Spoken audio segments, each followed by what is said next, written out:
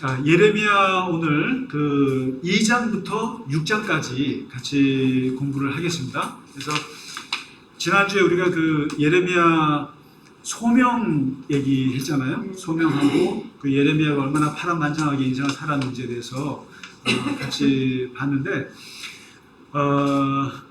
다른 건 몰라도 예레미야는 굉장히 감정적인 사람이에요. 굉장히 그 눈물이 많고 고통스럽고 그리고 이 뭐랄까 격앙된 마음에 그런 고통들이 이제 이게 쫙 배어나는 사람이고 그 인생 자체가 그런 분인데 그래서 예레미야를 보면은 예수님을 떠오릅니다. 그러니까 이사야에 있는 말씀은 굉장히 신약에 많은 영향을 줬다 그랬잖아요. 근데 예레미야라는 사람의 그 인생 자체가 누구를 떠올리냐면은 예수님을 떠올리게 해요. 그래서 이제 예수님을 사람들이 얘기할 때 예수님은 엘리야다, 예레미야다, 세례 요한이다 별명이. 그러니까 구약과 신약의 예수님을 누구로 비유할까 했을 때 나왔던 세 사람이 그 중에 한 사람이 예레미야거든요. 왜냐하면 예수님이 예레미야처럼 굉장히 격정적이셨다는 거죠.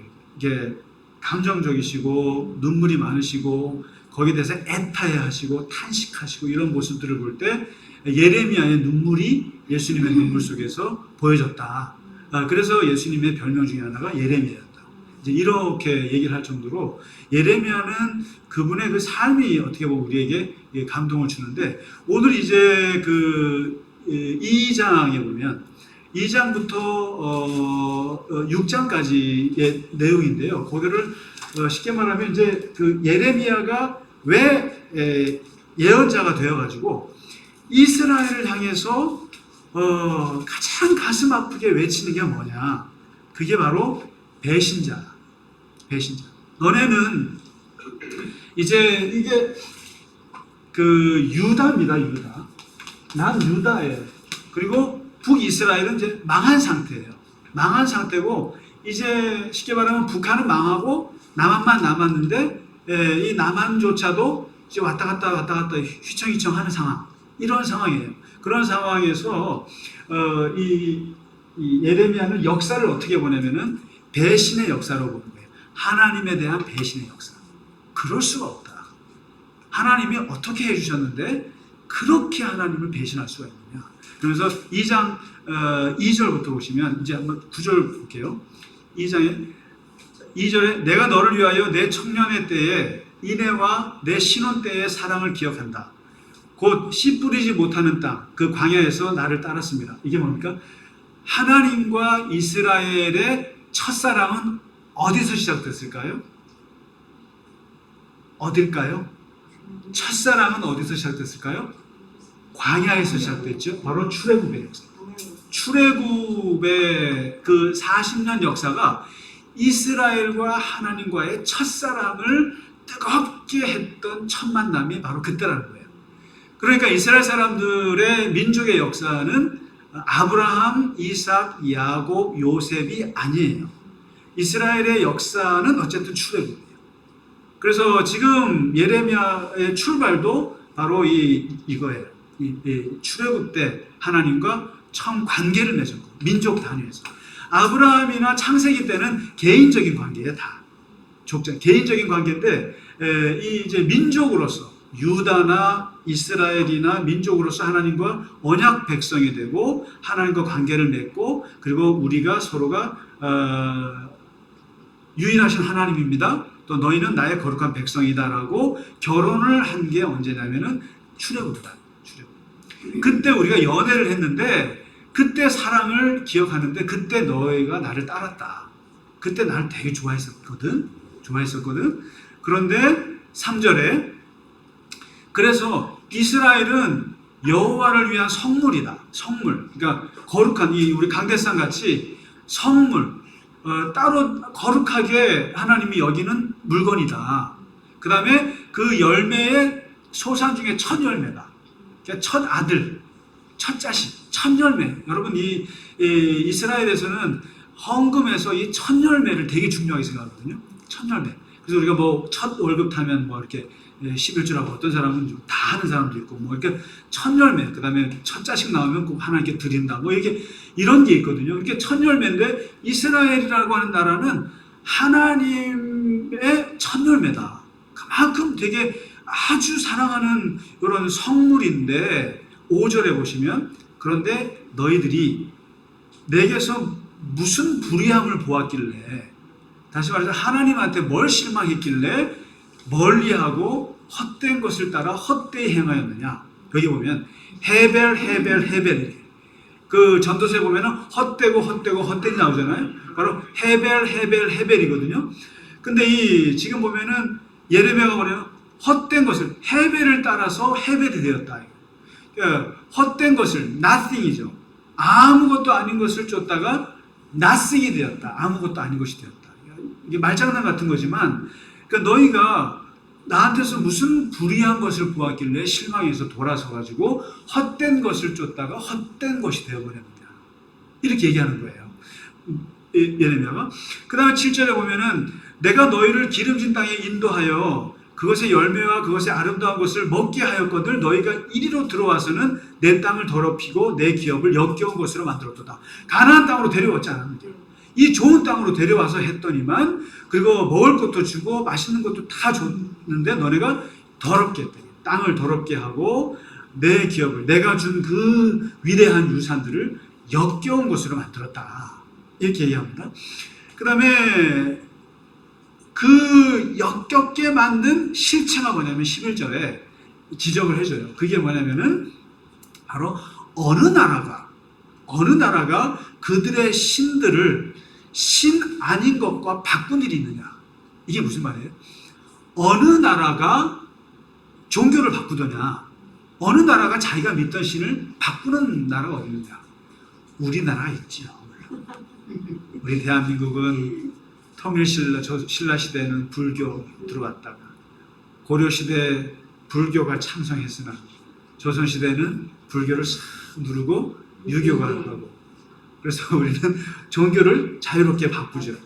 그러니까 아마 종교가 평화로운 나라일지 모르는데 이슬람 바꾸는 거 봤어요? 안 바꿔요. 예, 안 바뀝니다. 그러니까 이 신을 바꾼다는 건 되게 어려운 거예요. 되게 어려운 건데 이 나라 자체가 한 나라가 통째로 신을 바꾸는 게 어디냐. 그만큼 지금 바꾼 건 아니에요. 물론 이스라엘이 여호와 하나님을 믿는 건 사실인데 지금 예레미야가 볼 때는 하나님을 바꿔치기 하는 정도로 얘네들이 배신했다는 거예요. 맞죠? 배신했다. 그리고 그의 영광을 무익한 것과 바꿨다. 헛된 것. 이제 이게 자꾸 보시면 이게 선지자들에게서 이게 아까 우리가 바울에게서도 느꼈지만은 헛된 것을 쫓지 말고 영원한 하나님을께로 돌아오라. 이게 바울이 얘기했듯이 이 예레미야나 선지자들에도 뭐가 있냐면 이 하나님 외의 세상 것들이 다 헛되다라는 것을 너무나 잘 아는 사람들이에요. 이사야가 그러했고 또 이 예레미야도 똑같은 거죠. 헛된 것에 너무 빠져 사는 거예요. 이스라엘 사람들. 그러니까 하나님을 바꿀 정도로 그런다는 거죠. 그러면서 13절에 그들이 생수의 근원이 되는 나를 버렸다. 버림받은 하나님을 얘기하는 거죠. 그러니까 하나님은 버림받았다. 그래서 이제 완전히 배신받았다는 거죠. 배신했다. 그 북쪽에 이스라엘도 배신했고 남쪽에 유다도 나를 배신했다. 내가 너네를 어떻게 키웠는데. 요렇게 똑같이 요런 말을 한 선지자가 있었어요. 누군지 아세요? 바로 호세아예요. 호세아가 보면은 호세아도 출애굽 때부터 얘기해요. 그래서 너희가 호세아는 더 표현이 재밌어요. 어렸을 때 걸음걸이도 못하던 너희를 하나님 내가 걸음걸이 가르쳐주고 먹을 거 먹여주고 양육하고 입히고 했는데 그렇게 내가 키웠는데 근데 호세아는 뭐라고 하는지 아세요? 내가 너를 어떻게 키웠는데 내가 너를 버리느냐 이거예요. 호세아는 그때를 생각하면 내가 너를 버릴 수 없는 자식 새끼. 그래서 요즘에 그 왕자매인가요? 세자매인가? 거기 보면 제가 아주 듣기 싫은 그 대사 중에 하나 누구죠? 그죠? 광남의 시어머니. 내가 이 변호사를 어떻게 만들었는데. 저도 드라마 봐요. 저도 사람이에요. 아닌 건 아니죠. 근데 거기서 참 그 시어머니가 정말 대단하신 분이세요. 그거 보니까 요즘 며느리한테 정말 쫓겨날 말을 참 잘하시던데 거기서 그거죠. 내가 내 아들을 변호사를 어떻게 만들었는데. 근데 그게 참 착각이죠. 그 만들기를 뭘 만들어요. 그러니까 항상 보면 부모님들이 자식들 성공에 숟가락을 얹고 싶어 해요. 저도 이번에 솔직히 약간 느꼈어요. 아, 숟가락을 얹고 싶은 욕심. 거기에다가 자식이 잘 되면 거기에 나도 약간 덕보고 싶은 용돈은 주려나? 아니면 너가 그 자리에 가기까지 내가 얼마나 애를 썼는지를 얘기하고 싶은. 근데 저는 그러진 않았어요. 네, 너가 다 했다고 생각해요. 그거는 아닌 것 같아요. 근데 내가 너를 어떻게 변호사를 만들었는데 너가 이럴 수 있느냐 그러는데 내가 볼 땐 그 아들 진짜 듣기 싫을 것 같아요. 근데 이게 지금 오늘 호세아 얘기 뭐냐면은 내가 너를 어떻게 키웠는데 내가 너를 버리겠느냐. 이거는 괜찮죠. 내가 너를 어떻게 키웠는데 내가 너를 버릴 수 있느냐. 이거죠. 근데 오늘 이 예레미야 얘기는 너가 그때 나를 얼마나 좋아했는데 그리고 내가 너를 얼마나 귀하게 여겼는데 어떻게 이럴 수 있느냐. 이 호세아하고 예레미야가 달라요. 그러니까 예레미야는 어떻게 나를 이렇게 배신할 수 있느냐. 아마 그 광점에 나오는 시어머니의 말하고 비슷할 수 있죠. 어떻게 나한테 이럴 수가 있어. 이제 이럴 수가 있는데 그러면서 3장에 넘어가면서 그 유다가 어떤 배신을 했는가. 음란한 배신을 했다는 거예요. 음란을 얘기하는데 이게 너무너무 재밌어요. 남의 슬픔을 재밌다고 하면 안 되는데 이제 북쪽 이스라엘하고 남유다를 쉽게 말하면 자매라고 얘기하는 거예요. 자매. 두 자매가 있는데 이 두 자매가 한 남편을 놓고 다 배신을 때렸다 이거예요. 근데 이제 보세요. 뭐라면 사람이 그의 아내를 버림으로 그가 그에게서 떠나 타인의 아내가 된다고 하자 남편이 그를 다시 받겠느냐. 이게 뭐예요? 이제 이혼해가지고 떠났는데 그 떠난 여자를 남편과 다시 재결합이 되겠느냐. 드라마에서는 되긴 되더만요. 안 된다는 거예요. 결합이 될 수가 없다. 이미 마음도 떠나고 몸도 떠났는데 되겠느냐. 다시 말해서 지금 북이스라엘을 하나님과 이렇게 떠났는데 얘네가 지금 딴 우상을 섬기는데 결합이 되겠느냐. 안 된다. 그러면서도 4절에 보면은 입에 발린 회개를 계속 한다라는 거예요. 얘네들이. 왜냐면 내가 이제부터는 내게 부르짖기를 나의 아버지여 아버지는 나의 청년 시절의 보호자입니다. 노여움을 한없이 계속하시겠으며 끝까지 품으시겠나이까 이렇게 말한다는 거예요. 하나님 청년 때 나를 얼마나 지금 얘기죠. 아유 출애굽 때 얼마나 나한테 먹여주셨어요. 매출하게 먹여주시고 만나 먹여주시고 그랬겠는데 그 아버지인데 왜 나한테 이러세요. 나를 버리지 마세요라고 하지만 그러나 이같이 말하여도 계속 악을 행한다는 거예요. 그러니까 바로 입에 발린 회개. 계속 하나님을 버리진 않았어요. 우리가 버리진 않았어요. 배신할 수 없어요. 그러나 계속 배신의 행위를 하고 있다는 거예요. 그렇게 떠나간 여자를 다시 결혼할 수 있겠느냐. 이게 이제 예레미야 얘기거든요. 그러다가 8절에 보면은 아주 기가 막히네요. 언니 이스라엘의 파경을 보고도 동생 유다는 그것을 정신 못 차리고 있다 이 말이에요. 이렇게 얘기합니다. 그러니까 언니 이스라엘이 누구예요? 북이스라엘. 벌써 150년 전에 망했어요. 아수르에게 망해서 넘어갔어요.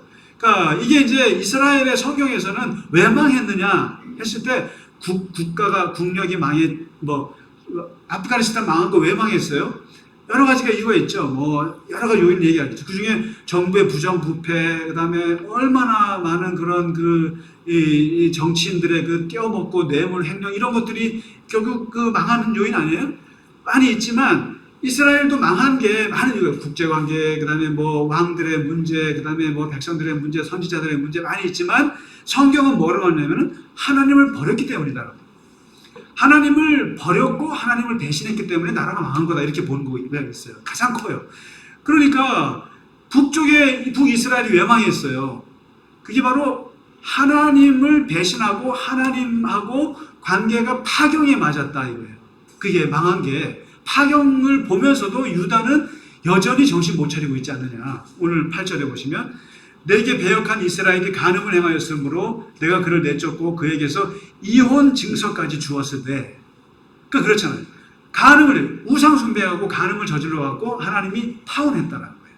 파혼해 갖고 이혼 증서까지 줬는데 그러한 파경을 보면서도 그 동생 유다는 두려워하지 아니하고 자기도 가서 행음한 것을 내가 보았노라.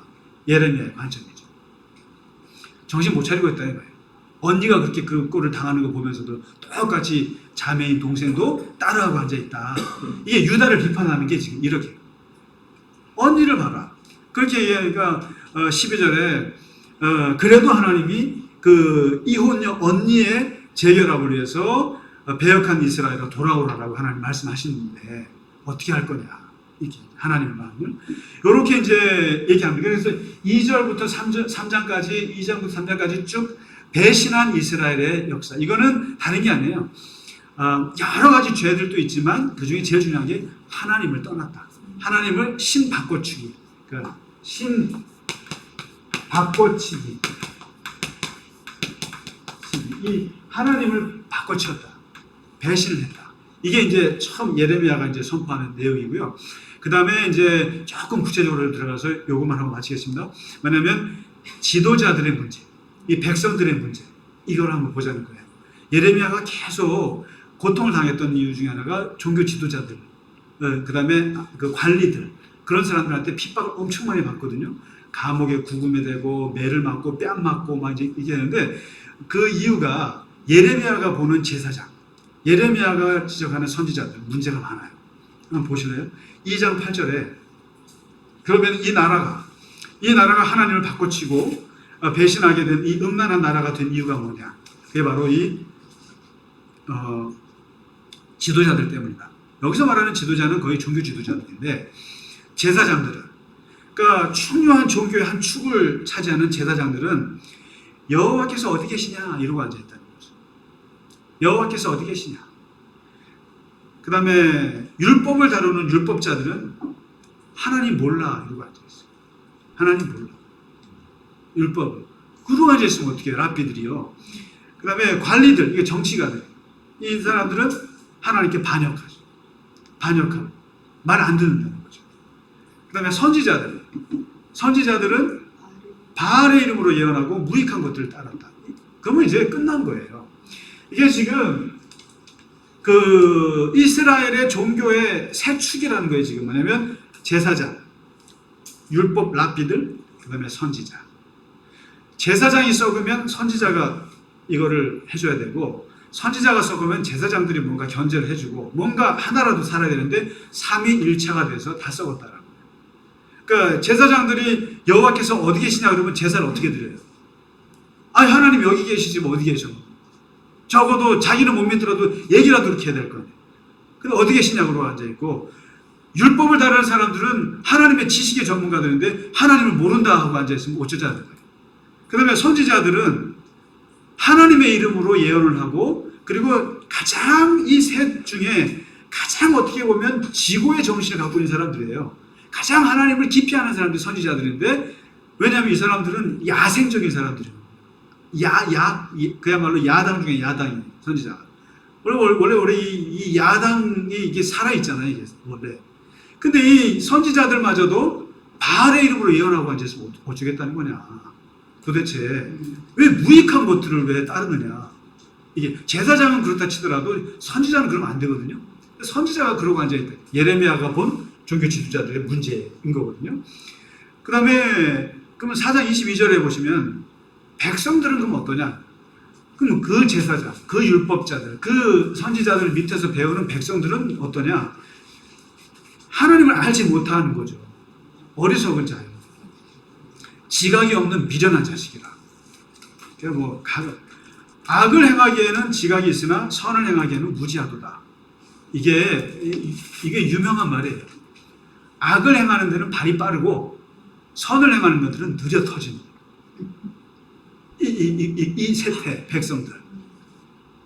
돈 버는 거, 그 다음에 사람들 괴롭히고 머리가 아주 발달해 있고 그 선한 거에는 뭘 해야 될지 모르는. 저도 이런 얘기 들어봤어요. 저한테 무서운 얘기를 하더만요. 그 기업 사장이 김상기 씨를 내가 괴롭히는 거를 108가지를 갖고 있어. 야, 참 무섭더만요. 내가 당신을 괴롭히는데 내가 108가지, 무슨 108배도 아니고 108가지 당신을 괴롭히는 법을 알고 있다는 거예요. 뭐 허황된 말이긴 합니다만은, 그러니까 그만큼 사람을 괴롭히는데 자기네는 발달해 있다는 거예요. 그게 그 기업의 대표가 저한테 하는 말이었어요. 제가 물론 끝까지 싸웠습니다만은 그러면 안 되죠, 사람들이. 나쁜 사람. 그러니까 악한 데는 아주 지혜가 많아요. 어떻게 사람을 괴롭히고 어떻게 사람의 돈을 떼어먹고 어떻게 해야 될 이런 거에 대해서는 아주 매뉴얼을 가지고 있어요. 근데 선한 일에는 감각이 없는 거예요. 그러니까 이게 지금 이 예언자들이 많이 외쳤던 말이에요. 악한데 발이 빠르고 선한데 발이 느린 인간들아. 어떻게 그럴 수가 있냐, 너네가 하나님을 믿는데. 이제 이렇게 얘기하는 거예요. 그러니까 백성들이 그렇다라는 거예요.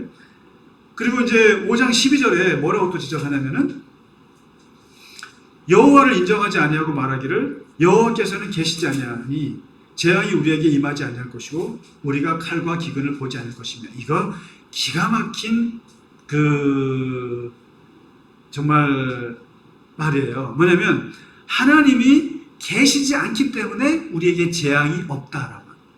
이게 소위 말해서 종교인들, 아주 사악한 종교인들이 갖고 있는 아주 기가 막힌 말장난이 이거예요. 하나님이 계시지 않기 때문에 우리에게는 재앙도 없고 벌도 없다. 근데 이 사람들은, 그러면 이 사람들이 믿는 하나님은 어떤 하나님이냐? 정의로운 하나님이에요. 그리고 불의한 것을 참지 못한 하나님, 심판하는 하나님인데 이들에게는 하나님은 없는 게 나아요. 불편해요. 그러니까 이게 지금 그 구약에서 이스라엘 사람들이 하나님이, 예언자들이 하나님은 사랑하십니다. 그리고 하나님은 심판보다는 구원이시고 심판보다는 용서하시는 하나님이라고 아무리 외치고 가르쳤지만은, 그러나 대부분의 사람들에게 하나님 관념은 굉장히 무섭고 심판하고 정의로운 하나님, 이런 하나님으로 사실 깔리는 게 사실이에요. 그렇지 않으세요? 실제로 많은 사람들이 그래요. 그래서 그들에게는 솔직한 심정이 뭐냐면 하나님은 없는 게 좋겠다. 없는 게 좋다. 하나님은 없으니까 거기 심판도 없고 정의도 없고 거기에 불의도 없는 거예요. 그래서 이게 하나님은 동서고금망론하고 하나님이 계신다는 얘기는 정의가 살아있다는 뜻이고, 그래도 양심이 살아있다는 게 신을 믿는 건데 그 신을 없애버리는 거예요. 그러면은 마음 편해요. 그러니까 이제 악하게 사는 사람들은요, 하나님이 없는 게 나아요. 그만큼 유다가 타락했다는 거예요. 지금 여호와는 안 계신다. 안 계신다. 일부러 안 계신다. 그래서 우리는 칼과 기근을 보지 않을 것이다. 그 다음에 이제 5장 13절에 이제 다시 그 선지자를 비판하는데요. 선지자에게 뭐라고 말하냐면은 말씀이 그들 속에 있지 아니한즉 그들은 바람과 같다. 그러니까 선지자들에게 제일 중요한 게 뭐예요? 말씀밖에 없어요. 제사장은 말씀이 없어도 돼요. 제사장은 이렇게 고기 잘 잡으면, 여러분 사실은 제사장들, 레위인들은 아마 우리가 이제 우스갯말로 정육점 원조라고 해요. 정육점의 원조. 여러분 이 정육점 하시는 분들 보셨어요? 한 15년, 20년 하시는 분들 보니까 상처가 없는 데가 없어요. 그리고 안 아프다. 뒤에 보니까 이게 결대로 자르고 이거 엄청난 기술 아니에요? 그러니까 이거가 누가 제일 잘하면 제사장들이 제일 잘하죠. 제사장들이 이거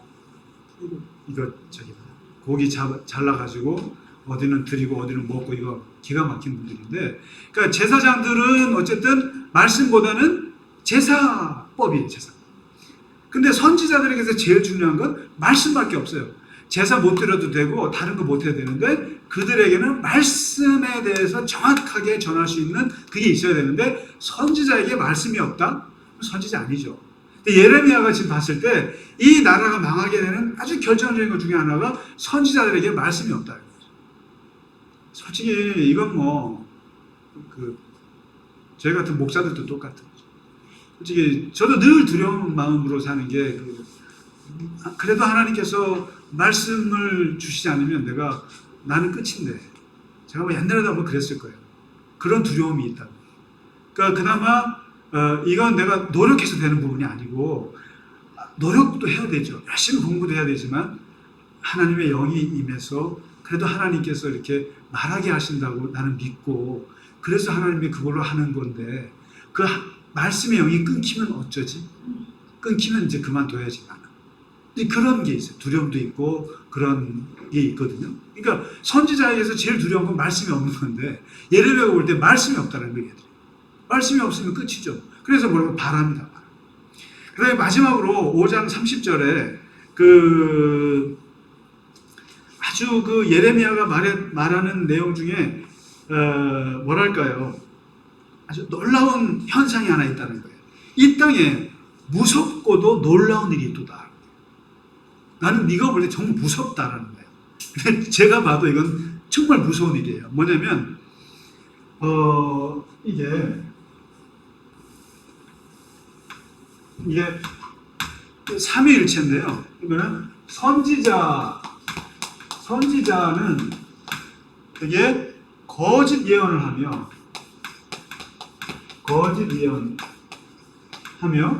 그 다음에 제사장들은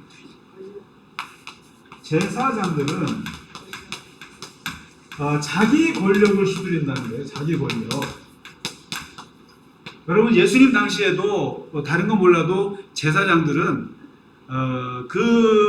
예루살렘 유대로 해야 되나? 하여튼 그 유대 땅의 3분의 1의 부동산을 갖고 있는 사람들이 제사장들이었어요. 그러니까 제사장들은요, 그 사두개파로 대변되는 그 제사장들은 돈이 진짜 많았어요. 이 사람들은. 그리고 한 2만 명 정도 되지만 대부분의 그 지방의 제사장들은 가난하게 살았지만 이 핵심에 있는 제사장들은 진짜 로마 권력이랑 결탁을 해가지고 진짜 부와 기득권의 상징이 제사장들이거든요. 근데 이때도 뭐냐면 자기 권력으로 지금 백성들을 다스리고 그 다음에 여기 이제 더 슬픈 게 하나 뭐냐면 백성을 보시래. 백성은요 그것을 좋게 여기는 이게 예레미야가 볼 때 이건 기가 막힌 일이라는 거죠. 이게 뭐냐면 선지자는 이 거짓 예언의 핵심 인물들인데 이 사람들이 거짓말로 예언하는 것도 기가 막힌 노릇이고 그다음에 제사장은 권력을 갖고 사람들을 짓누르는데 예레미야가 본 기가 막힌 게 백성들이 문제라는 거지. 백성들이 이걸 좋게 여기더라는 거예요. 이게 나는 무섭다라는 거예요. 이게 뭐냐면요. 이 선지자들의 거짓 예언 이거 폭력이에요. 그리고 제사장들의 이 권력도 이게 폭력이거든요. 근데 이것을 폭력이 이게 다 누구한테 피해가 오냐면은 백성들한테 가요. 그런데 백성들한테 오는데 선지자들이 거짓말을 해대. 그다음에 제사장들이 권력으로 사람들을 짓눌러. 그런데 백성들이 이건 폭력이요. 못 살겠다라고 하지 않고 그것을 좋게 여겨. 그 예레미야가 볼 때는 이게 무서운 일이라는 거예요. 그래서 정치가들이나 또 목사들이나 이런 그 종교 지도자들이 하는 메시지들이 거짓말이고 사람들을 속이고 그리고 이렇게 막 권력으로 사람 누르는데 그것까지 좋다 이거예요. 근데 백성들이 그러면 그거 갖고 저항을 해야 되고 아니라고 해야 되는데 그걸 좋게 여겨. 목사님이 얘기한 거 맞지. 그리고 이거는 우리 대통령이 얘기한 거니까 맞겠지. 정부가 얘기한 거니까 맞겠지라고 수긍하고 공모하고 같이 받아들이는 순간 이게 완전한 폭력이라는 거예요. 이것이 이렇게 이루어지는 폭력을 얘기한 사람이 프랑스의 유명한 사회학자 피에르 부르디에, 피에르 가르댕이 아니고 피에르 부르디에라고 있어요. 제가 아주 좋아하는 사회학자인데 이분이 얘기했던 상징폭력 이론이 있어요. 제 박사학위 논문에 이분의 이론을 집어넣었는데 상징폭력이라는 게 있어요. 우리는 폭력이 주먹 지르고 총 쏘고 이렇게 해서 죽으면 얘기하는데 폭력은 상징폭력이라는 게 있어요. 이게 뭐냐면 주로 종교계, 교육계, 정치계에서 일어나는 거예요. 뭐냐면 우리 선생님이 하는 말이니까 다 맞겠지 하고 들어요. 우리는. 그 다음에 우리 대통령 정치인이 얘기하니까 맞겠지 하고 들어요. 그 다음에 우리 목사님 우리 목사님이 하나님 말씀을 전하시는데 그게 맞겠지 하고 들어요. 교인들은 그걸 들어요. 그런데 그 정치인이나 그 선생님이나 목사가 하는 말에는 거짓이 있을 수도 있다라는 것을 모르고 받아들이고 백성들이 듣는데 그것이 폭력인지를 모르고 폭력을 받는 게 이게 상징폭력이에요. 이게 상징폭력. 그러니까 지금 생각해보면 옛날에 우리가 부모님한테 그 다음에 옛날에 여러분 그 학교 교육 받으실 때 그 우리가 교육 받았던 거 지금 생각해보면 틀린 거 많잖아요. 많잖아요. 그러니까 보면은 그리고 우리 부모님도 틀릴 수가 있어요. 또 우리 목사님도 틀릴 수가 있고 우리 나라 지도자 다 틀릴 수가 있다고. 틀릴 수가 있는데 그게 맞다고 지금 백성들이 좋게 여기니 선지자가 거짓말할 수 있어요. 그 다음에 제사장이 거짓말할 수 있어요. 그런데 이거를 백성들이 분별을 해줘야 되는데 분별을 못하고 그냥 그러려니 하고 받아들이면서 이게 폭력이 쌓이고 쌓인다. 이게 상징폭력이라는 거예요. 이게 예레미야가 어떻게 그런 눈이 있었는지 모르겠어요. 그거를 백성들도 문제라는 거예요. 그래서 이 부르디에 이 사회학자가 뭐라냐면은 의심해야 된다라고 봐요. 의심해야 됩니다. 의심의 해석하기라고 해요. 정치인이 하는 말도 의심해 봐야 됩니다. 목사님, 참 자꾸만 제가 하는 말도 의심하셔야 돼요. 의심하셔야 돼요. 그러니까 이게 제가 그래서 이런 상징 폭력을 가지고 종교계에서 일어나는 걸 한번 논문을 쓴 적이 있어요. 그래서 이걸 아마 누가 보면 목사들이 저를 싫어할 텐데 강대상에서 외쳐지는 말씀 교인들이 그게 맞나라고 생각해야 돼요. 이게 또 어떻게 어떤 면에서는 분별돼야 돼요. 맞거니 그러다가 그 틀린 진리 앞에서 폭력을 당한다는 거예요. 이게 학교에서 일어나고 그리고 정치계 같은 데서 일어나고 종교계에서 그다음에 예술계에서 가장 많이 일어난다고 해요. 이게 예를 들면 위대한 작가니까 이름이 붙잖아요. 상징이 붙잖아요. 그 사람한테. 그러니까 저 사람이면은 모든 작품이 다 좋을 거라고 생각하는데 엉터리도 있다라는 거예요. 근데 그걸 받아들이고 수긍하다가 당하는 폭력이라는 거예요. 근데 지금 바로 이 이스라엘이 지금 선지자나 제사장들이 이렇게 거짓 예언과 자기 권력으로 휘두르는 것을 좋게 여기고 앉아있다는 좋게 여기고. 그러면 백성들한테 어떻게 하냐? 다 폭력으로 간다는 거예요. 그거를 예레미야가 지금 짚어주고 있어요. 지금. 뭐라고요? 이 땅에 무섭고 놀라운 일이 있다. 모두가 다 삼위일체가 돼가지고 다 좋다고 앉아있다. 세상에 이런 세상이. 누구 하나는 아니오라고 해야 되는데 아니오라고 해야 거기에 희망이 있거든요. 근데 거기에 아니오라고 하는 백성이 없다는 거예요. 어떤 면에서 대한민국이랑 일본이 아주 생태적으로 다른 것 중에 하나가 바로 그거죠. 우리나라는 뭐예요? 아니오가 좀 심하죠. 우리나라는 아니오를 할 줄 아는 나라예요. 일본은 아니오가 겉으로는 없어요. 그래서 저는 일본이 미래가 없다고 생각하는 전문가들의 말을 믿는 게 뭐냐면 민주화를 경험해 보지 못해서 그래요. 계속. 근데 그런 나라가 2차 대전을 일으킨다니까요. 그런 나라가 전쟁을 일으켜요. 전체주의적인 나라. 되게 친절해 보이잖아요. 근데 그런 나라가 전쟁을 일으켰다라는 이 아이러니를 어떻게 이해하시나요? 건강하지 못하다는 뜻이에요. 근데 우리나라는 되게 시끄럽잖아요. 맨날 나는 이게 언제 끝나나 싶어. 언제 문재인은 내려와야 되고 언제 이 정권은 바뀌고 이거는 또 해야 되고 그러니까 또 잘하는 것 같으면서도 마음에 안 들고 너무 싫고 막 우리는 막 맨날 싸우고 뭐 조금만 잘못해도 막 끌어내리는데 저는 되게 그거 건강하게 봐요, 솔직히. 큰 틀 안에서 이루어지는 갈등들은 되게 건강한 거예요. 그리고 정부가 못하면 국민들이 뭐 청원하잖아요. 청원해서 뭐 이게요. 여러분 이런 거를 우리가 막 혼란스럽다고 생각하시면 안 돼요. 이게 민주화 그리고 인류 역사에서 그리스 민주주의 제도가 정치 제도 중에 가장 탁월한 제도가 민주주의예요. 그래서 소련도 망했고 중국도 제가 볼 때 저게 오래 못 가요. 저런 체제들은 안 돼요. 그래도 민주주의라고 하는 체제가 가장 건강한 체제인데 이거 뭐냐면 백성들이 아니요라고 할 줄 알아야 돼요. 아니요라고 해야 되는데 이게 뭐 아니요라고 하는 인간이 없다라는 거예요. 유일하게 여기서 말한 아니요라고 하는 사람이 예레미야. 그냥 고통받는 거죠. 아니요라고 해야 되는데 아니요라고 하는 사람이 다 그러니까 결국은 나라가 망합니다. 자, 오늘 여기까지 하겠습니다. 더 길게 하면 배고파서 안 될 것 같아요. 감사합니다. 다음 주에 뵙겠습니다.